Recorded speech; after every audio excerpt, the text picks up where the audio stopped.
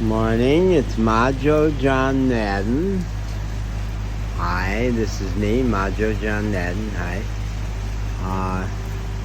I am standing in the O'Reilly restaurant in El Diamante, Mexico, and it's raining. There's the O'Reilly restaurant. Beautiful restaurant. My car broke down about 2 miles north of here over 2 months ago. June would have been June 15th it broke down, and now we're past August 15th. Here's the restaurant, lovely restaurant.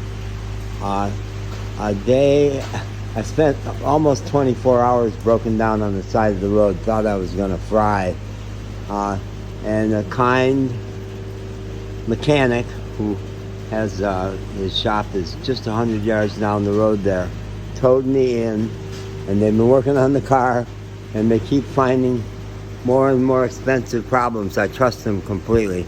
The whole family here trusts them completely. Really, the whole pueblo does. But it's turning out to be more expensive, so each month I don't have enough money to complete the repairs. With a little luck, in 2 weeks I'll be out of here. El Diamante is basically a one-street town, a major carretera. Really very well paved for Mexico, extremely well paved, and relatively safe on the east coast of Mexico.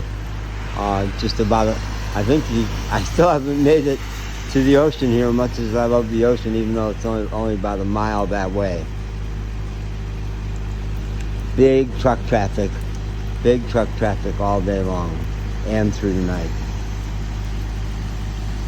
The O'Reilly family are very kind, wonderful people. I've been so lucky to be embraced by their extended family that runs the restaurant and the next door hotel, the Diamante Hotel.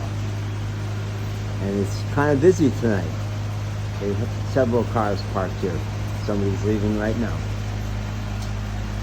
And my car, which was parked at the mechanical shop for 4 weeks down there, really terrible noise from the trucks, is now parked behind the hotel. No motor in it, but it's a camper van. And it's where I spend my nights. And this one street dog, Mustafa, who hangs out, especially always did in the restaurant, even though he gets run out several times a day, now is sleeping in my van because he loves the van and loves me.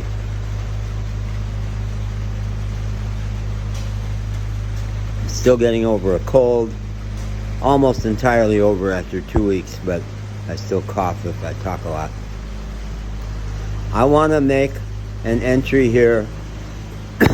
I post my videos to YouTube and often TikTok about migration to the U.S.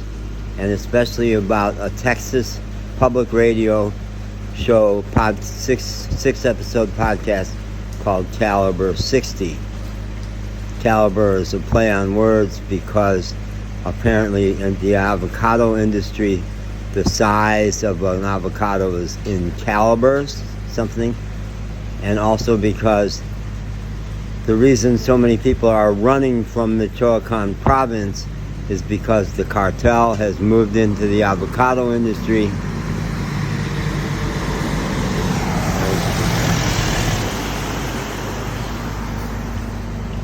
And the U.S. is implicated in all that in two very big ways. It's U.S. demand for avocados that's driving the price through the roof. Hard for Mexicans to afford them.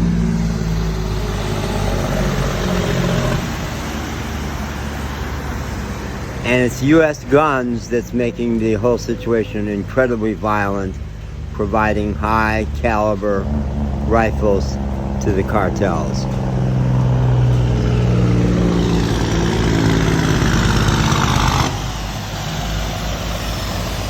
This obviously is not an ideal place to shoot a video with all that background noise.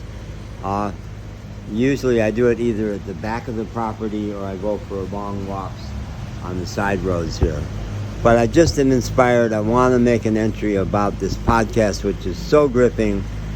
And people in the U.S. need to know what's going on here, because we're not the innocent victims of people leaving Mexico. We have always been responsible for the problems in Mexico for over 100 years. I'll put a link to another podcast that details that over the history, last 100 years of Mexico. And right now, it's our money and our guns. There's one gun shop in all of Mexico and something like 52,000 in the U.S. And people from Michoacan are suing U.S. gun manufacturers who know that their guns are going to the wrong places and do nothing about it. Very gripping. Brings back an awful lot to me when I hear the perils of these people fleeing violence at home. 30 years ago, I, for 6 months, housed a Guatemalan sanctuary refugee family, indigenous people from the mountains fleeing the right-wing government's massacres of the indigenous people, fueled by our guns, our money, because the U.S. was so paranoid about communists in Central America and South America. Hola!